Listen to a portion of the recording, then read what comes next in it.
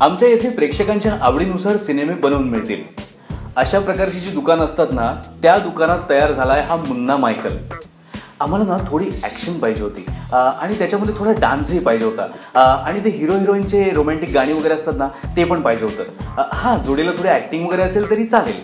म्हणजे थोडक्यात काय तर सगळा मसाला असा पॅक करून तो या मुन्ना मायकलमधून तुमच्या पुढे ठेवलेला आहे।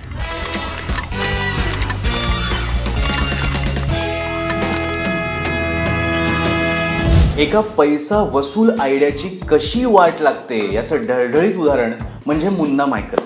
म्हणजे आयडिया किती भन्नाट आहे बघा ना। एक जाम मोठा भाई आहे, महेंद्र भाई, आणि त्याला डान्स शिकायचा आहे। कशासाठी?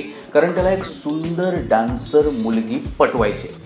म्हणजे थोडक्यात काय, हा जो महेंद्र भाई आहे ना, त्याचं प्रेम आहे डॉलीवर, त्या डॉलीचं प्रेम आहे मुन्नावर, आणि मुन्नाचं प्रेम आहे मायकलवर, म्हणजे मायकल जॅक्सनवर।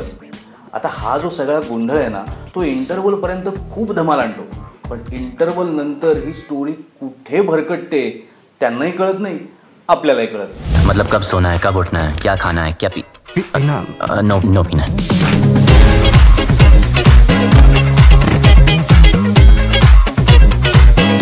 वैसे एक सलाह दूं तुझे, कोई बड़ा ड्रीम देख, वो कर जिसके लिए तू बना हो। तू किसके लिए बने? इंटरवल नंतर आपला इंटरेस्ट कमी होतो, कारण नवाजुद्दीनचं दर्शन कमी होतं आणि डान्सिंग स्टार नावाचा एक रियालिटी शो जो आहे ना, तो उगाच लांबण लावतो।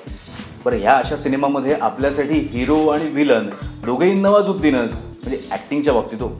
महेंद्र भाई हा भाई जो आहे ना, ह्या नवाजुद्दीनने इतका तगडा साकारलाय, म्हणजे एकतर तो डान्स करताना आपल्याला खळखळून हसवतो सुद्धा आणि वेळ आली तर 10-10 गुंडांना लोळवतो सुद्धा। हा टायगर श्रॉफ त्याचं बाकी काय असू दे, पण हा पोरगा डान्स जाम भारी करतो। या टायगरला ना ॲक्शन आणि डान्स बरोबर थोडी ॲक्टिंग आली असती ना, हा सिनेमा कदाचित सुपरहिट होऊ शकला असता। ती निधी अगरवाल म्हणून जी नवीन मुलगी आहे, तिची ॲक्टिंग बरी आहे, पण डान्समध्ये मार खाते। एक टिपिकल मसाला फिल्म असल्यामुळे मी फार काही ह्याच्याबद्दल सांगत नाही। शेवटी एवढंच म्हणतो की सब्बीर खान हा जो कोण दिग्दर्शक आहे, त्याने यशस्वी होण्याची एक संधी वाया घालवली। या त्याच्या मुन्ना मायकलला मी देतोय 2 पॉपकॉर्न। ते मुन्ना मायकलचं राहू दे, त्यापेक्षा तुम्ही बघावा असा सिनेमा या आठवड्यातला आहे, तो म्हणजे लिपस्टिक अंडर माय बुरखा। नक्की बघा, त्याचा रिव्ह्यूसुद्धा आमच्या या अद्भुत चॅनलवर नक्की बघा। आणखी सुद्धा सिनेमे, मराठी सिनेमेसुद्धा या आठवड्यात रिलीज झालेत, त्यांचेही रिव्ह्यूज बघा। आणि नुसतं बघू नका, ते बघून आम्हाला पण कळवा काहीतरी, म्हणजे त्याच्यावर कमेंट टाका, ते लाईक करा, ते शेअर करा मित्रांबरोबर, मैत्रिणींबरोबर, आणि आमचं चॅनल जे आहे ना, ते आधी सबस्क्राईब करा।